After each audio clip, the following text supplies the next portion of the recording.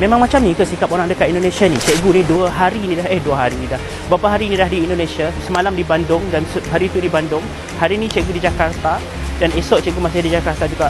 Apa sikap diorang lembut sangat, sopan santun, tata susila, customer service yang on the top. Ya Allah, di kemana-mana kita pergi, kita pula rasa segan kalau kita nak tunjukkan muka macam ni.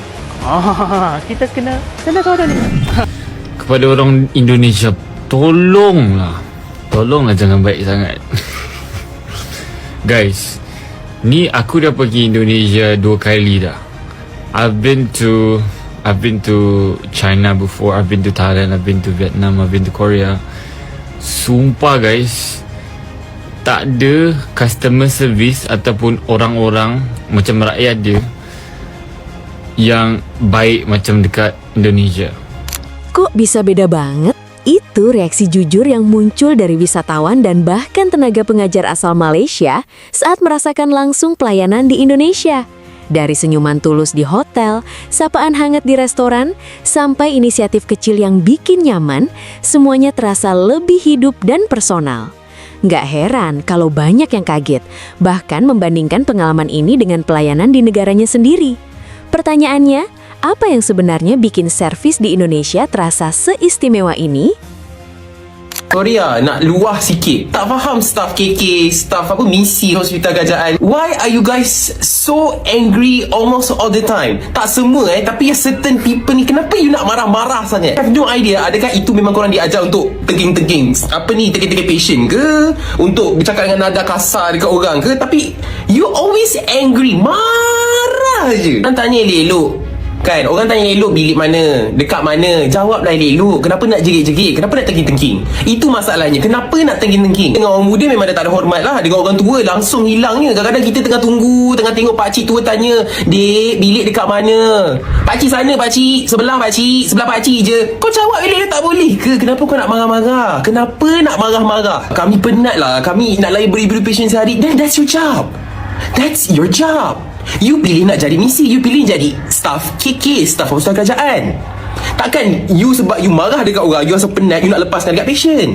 Itu professionalism ke? Lepas tu melenting bila orang marah. Sure, ramai misi, ramai staff hospital kerajaan KK yang memang baik. Tapi segelintir yang memang problematic. I have no idea kenapa you nak sangat marah, kenapa you nak tinggi soal, kenapa you nak tengking-tengking dekat orang. Satu senario contoh, I tanya, okay, misi ataupun nurse, okay, bilik nak ambil darah dekat mana? Bilik A dekat mana? Typical respon, tu sebelah tu takkan tak nampak. Sebelah tu, pergilah tanya orang sana. Saya sibuk ni. Jawab elok-elok. Jawab elok-elok. Lepas tu orang marah. Lepas tu bila orang marah, mula nak melenting, mula nak menggentan. Itulah masalahnya. Tak boleh ditegur. Tak boleh ditegur. Kesian tengok pakcik-pakcik, makcik-makcik tu yang kena marah-marah. Tapi kalau kena kat family aku, silap lah. Sebab family aku jenis yang tak bagi muka. Memang kalau kau tengking dia orang tengking lantak depan orang lah. Bila kita kat sini, sebab dia orang mana-mana tempat pun semua always smile dan bercakap lemah lembut, sopan santun. Kita ingat orang kita dah paling okey dah. Tapi dekat sini, ya Allah, on the top. Dia macam berkali-kali ganda dekat seluruh negara ni. Ibaratkan macam semua tempat hotel. Kan dekat hotel kita selalu tengok orang senyum-senyum, customer service dia, hospitality dia on the top kan. Tapi kat sini, dekat luar pun macam tu. Sampai kan cikgu pergi ke restoran. Ada restoran tu kalau dekat Malaysia lah. Kalau cikgu pergi dekat restoran, bila cikgu pergi dekat restoran, kalau lambat order apa ni, nak ambil order, kita marah tau. Kita akan rasa macam kenapa lambat sangat kita rasa nak komplain. Adalah muka-muka yang akan kita tunjukkan. Terima kasih sekali lagi. Adalah muka yang akan kita tunjuk tu kan, muka stres kan. Tapi dekat sini kita nak marah pun segan sebab dia orang baik sangat. Dia datang tu dengan lemah lembut. Dia memang membuatkan kita rasa tak jadi nak negatif. Semuanya positivity yang kita spread, yang mereka spread sebenarnya. Kita pun terpaksa ikut apa mereka punya situation dekat sini. So, siapa anak-anak murid cikgu yang pernah pergi Jakarta, Indonesia, yang pernah pergi Bandung, ada tak awak merasai pengalaman yang sama? Kalau ada, sila komen dekat bawah.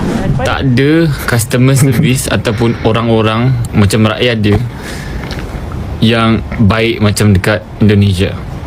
Faham tak? Baik itu macam dorang layan dengan bagus, dorang tak tahulah, you faham tak, dorang buat kita rasa welcome macam tu. Dengan senyuman dia. Dekat toilet pun dorang tunggu dia macam, "Silakan mas." Sumpah guys, I've been there twice. Aku ingatkan kali pertama aku pergi, Dia macam nasib baik lah jumpa orang yang baik-baik. Tapi kali kedua guys, kita orang punya driver, orang-orang pergi tempat makan, semuanya baik-baik guys. Ya Allah, nak pindah lah Aish. Okay, lepas tu aku pergi Bandung dulu, lepas tu Jakarta. Kalau korang nak cari bini, nak cari isteri, pergi Indonesia guys. Tak tipu guys. Serius. Cantik mulu anjir. Okay, tu je lah. Tapi I would recommend to go to Indonesia. Aku tak pernah pergi Bali lah, sebab Bali tu macam tempat orang putih macam tu. So kalau so far aku pergi Jakarta, pergi Bandung 2 kali. So far I had such a good experience. 9 out of 10 orang yang korang jumpa confirm dia layan korang dengan baik. Faham tak? Tak adalah kalau dekat sini, kalau cashier tu macam ini berapa? Tu RM2. Diorang tak macam tu. Diorang macam bisa ditolong apa ya mas? Macam tu. Lepas tu senang lah. I would recommend you guys to go to Indonesia. Nak pergi lagi lah. Perbandingan ini menjadi sorotan karena banyak narasumber menilai pengalaman pelayanan di Malaysia terasa lebih kaku dan kurang ekspresif. Interaksi antara pegawai dan pelanggan cenderung formal, minim senyuman, bahkan dalam beberapa kasus dianggap kurang ramah sehingga menciptakan jarak emosional. Hal ini kontras dengan pengalaman di Indonesia yang lebih hangat dan komunikatif, membuat pelanggan merasa dihargai. Perbedaan ini kemudian memicu diskusi tentang budaya pelayanan, standar hospitality, serta bagaimana sikap kecil seperti senyum dan sapaan bisa mempengaruhi persepsi secara besar.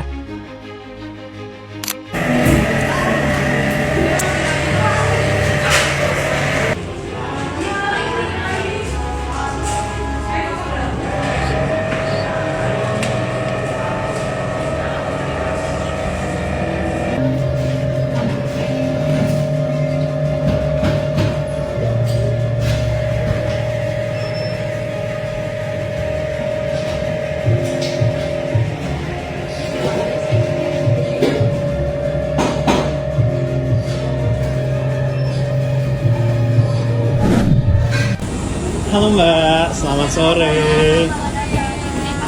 Ya, nomor 8 kilo. Baik, makasih Mbak. Makasih ya Mbak. Ya, makasih. Makasih ya Mbak.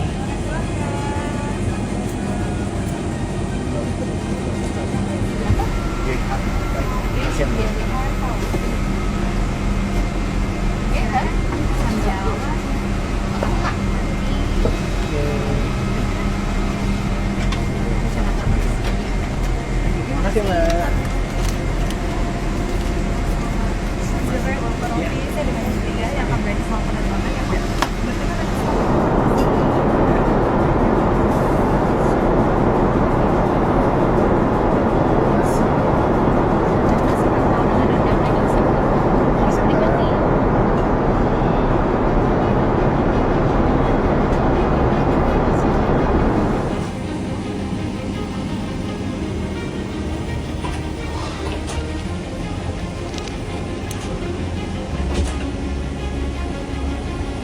Fenomena ini jadi pengingat bahwa keramahan sederhana bisa jadi kekuatan besar yang mendunia.